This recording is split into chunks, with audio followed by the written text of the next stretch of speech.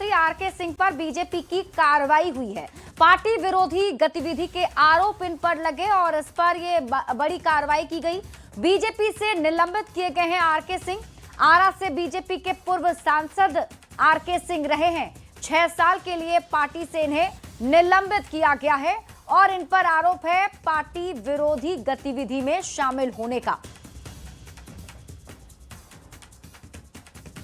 तो पूर्व मंत्री आरके सिंह पर बीजेपी ने बड़ी कार्रवाई की है। बड़ी खबर आपको बता रहे हैं, बड़ी जानकारी। पार्टी विरोधी गतिविधि के आरोप में ये एक्शन पार्टी ने इन पर लिया है।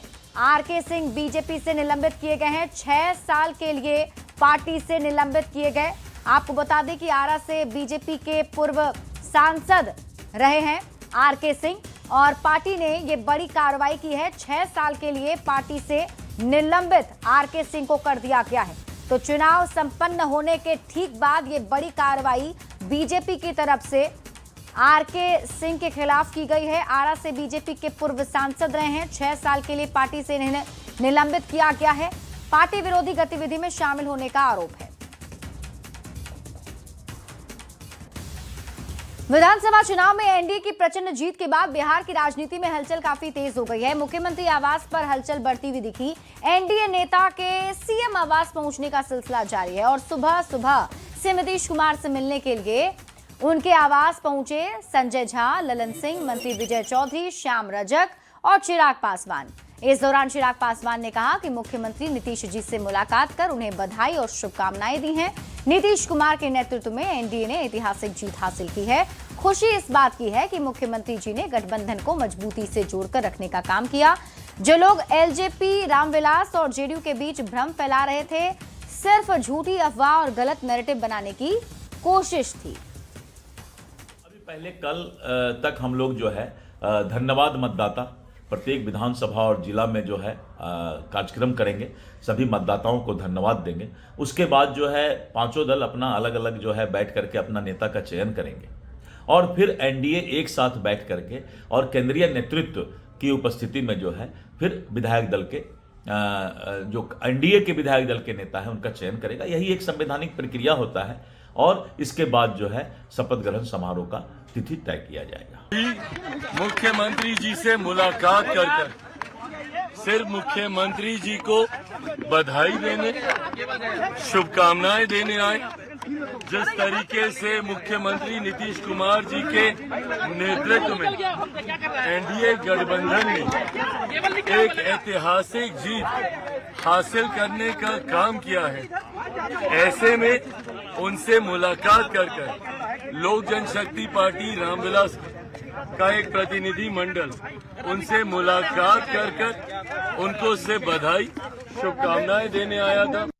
खुशी है इस बात की कि मुख्यमंत्री जी ने जिस तरीके से एनडीए गठबंधन के हर एक घटक दल की भूमिका को सराहने का उन्होंने काम किया।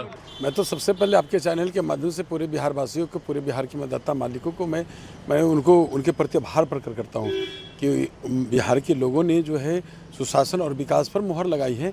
हमारे नेता माननीय मुख्यमंत्री नीतीश कुमार जी के जो 20 वर्षों की उपलब्धि है और माननीय प्रधानमंत्री नरेंद्र मोदी जी के और दोनों नेता की करिश्माई जोड़ी पर लोगों ने भरोसा जताया है। जिस तरीके के दावे किए जा रहे थे विपक्ष के जरिए से, सर क्या कहिएगा उनका? विपक्ष तो इसी तरह से दावे करेंगे। कोई विपक्ष के पास कोई मुद्दा ही नहीं था। विपक्ष तो जो जनता जानती है कि कौन लोग काम करने वाले, कौन लोग काम करने वाले नहीं, कौन लोग वोट की राजनीति करते हैं, कौन लोग वोटर के बारे में सोचते हैं।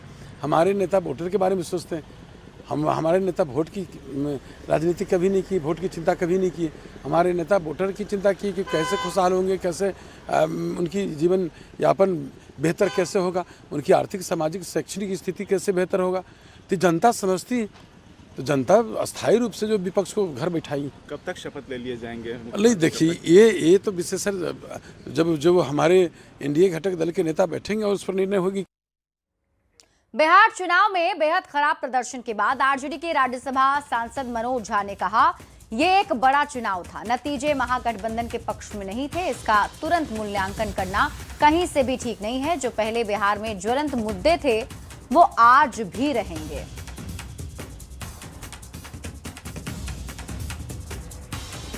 तो चुनाव नतीजे पर आरजेडी की प्रतिक्रिया सामने आई है। बिहार चुनाव में बेहद खराब प्रदर्शन के बाद आरजेडी के राज्यसभा सांसद मनोज झा ने बड़ा बयान दिया है। समझता हूं त्वरित टिप्पणी, त्वरित मूल्यांकन नहीं करना चाहिए। एक बड़ा चुनाव था, अब इस चुनाव में क्या हुआ, कहां हुआ, इसके लिए अगर हम 6 घंटे के अंदर, 10 घंटे के अंदर मूल्यांकन करेंगे तो वो उचित नहीं होगा, ना तो बिहार के इलेक्टर के लिए, ना पॉलिटिकल पार्टीज के लिए। मेरा मानना है कि बिहार की जनता ने, बिहार की हमारी आवाम ने, और मैं दोहरा रहा हूं, तेजस्वी जी यही हैं, मुद्दे यही हैं। हम क्या ये बिसरा दें कि बिहार को नौकरी नहीं चाहिए, बिहारी युवा को रोजगार नहीं चाहिए, बिहार की मां बहनों को सामाजिक सुरक्षा नहीं चाहिए, बिहार को पलायन से मुक्ति नहीं चाहिए। ये मुद्दे ज्वलंत मुद्दे रहेंगे। चुनाव के नतीजे हमारे पक्ष में नहीं है, इसलिए मैं इसके अलावा कोई टिप्पणी नहीं। और देखिए, चुनाव परिणाम पर आरजेडी ने एक्स पर पोस्ट कर कहा है कि जन सेवा एक अनवरत प्रक्रिया है, एक अंतहीन यात्रा है और इसमें उतार चढ़ाव आना तय है। हार में विषाद नहीं और जीत में अहंकार नहीं। राष्ट्रीय जनता दल गरीबों की पार्टी है, गरीबों के बीच उनकी आवाज बुलंद करती रहेगी। सोशल मीडिया साइट एक्स पर यह पोस्ट किया गया है राष्ट्रीय जनता दल के हैंडल से, जो आपके टीवी स्क्रीन पर आपको ये तस्वीर दिखा रहे हैं। और इसमें पोस्ट के जरिए लिखा गया है कि जनसेवा एक अनवरत प्रक्रिया है, एक अंतहीन यात्रा है, इसमें उतार चढ़ाव आना तय है। हार में विषाद नहीं और जीत में अहंकार नहीं। राष्ट्रीय जनता दल गरीबों की पार्टी है और गरीबों के बीच उनकी आवाज बुलंद करते रहेगी।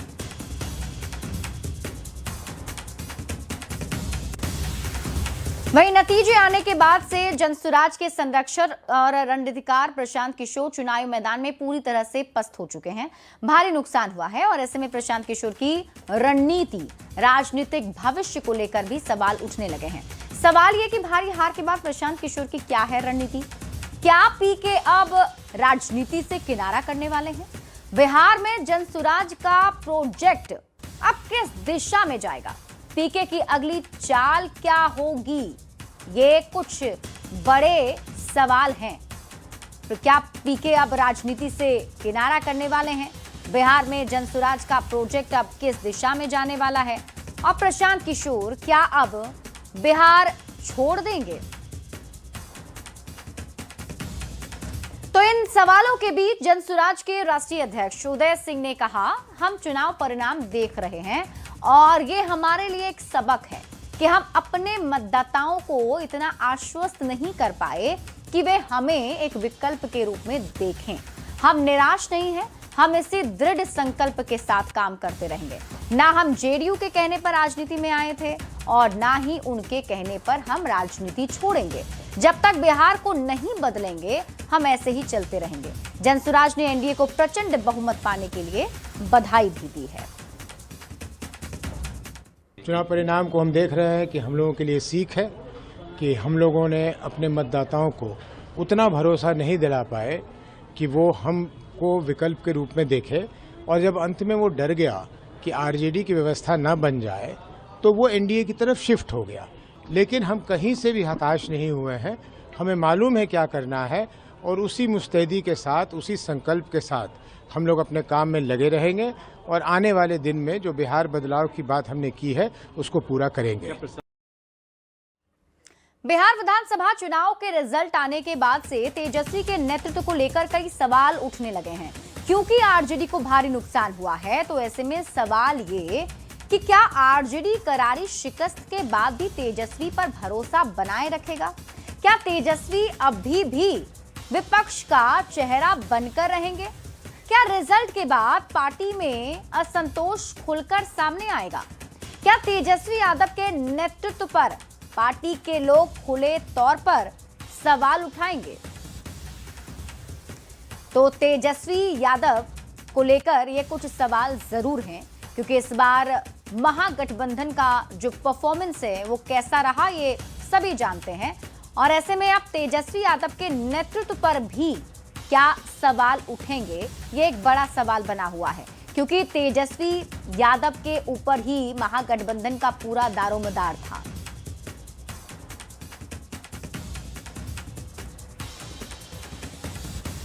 वहीं आरजेडी नेता मृत्युंजय तिवारी ने एनडीए की जीत पर बड़ा बयान दिया है। उन्होंने कहा कि बिहार में एनडीए की जीत चौंकाने वाली है, जिसकी उम्मीद ना एग्जिट पोल ने की थी, ना ही किसी ने सोचा था। उन्होंने कहा कि पार्टी नेतृत्व इसकी पूरी समीक्षा करेगा और ये जानने की कोशिश भी होगी कि ऐसे अप्रत्याशित नतीजे क्यों आए।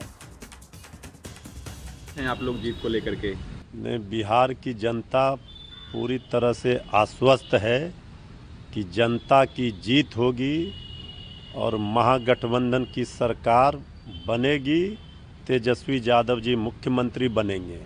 ये रात, आज की रात एनडीए के लिए भारी है और आज की रात ही विदाई है। कल से नया सवेरा आएगा। नतीजे सामने आने के बाद बिहार की सियासत में तरह तरह की चर्चाएं शुरू हो गई हैं। चर्चा ये हो रही है कि क्या आरजेडी को कांग्रेस ने बिहार में फंसा दिया। आरजेडी कैंप में भी ये सवाल जोर पकड़ रहा है। सवाल ये भी पूछे जा रहे हैं कि कांग्रेस ने सीटें ज्यादा ली और प्रदर्शन सबसे खराब रहा। क्या आरजेडी इसे गठबंधन की सबसे बड़ी गलती मान रहा है? क्या अब आरजेडी कांग्रेस गठबंधन बरकरार रहेगा? ये कुछ सवाल हैं जो अब उठ रहे हैं, क्योंकि बेहद ही खराब परफॉर्मेंस कांग्रेस का महागठबंधन के अंदर देखने को मिला है। तो अब राजनीति में अलग अलग चर्चाएं भी शुरू हो चुकी हैं। और इसी के साथ यहां रुक रहे हैं एक छोटे से ब्रेक के लिए, जल्द लौटते हैं वापस।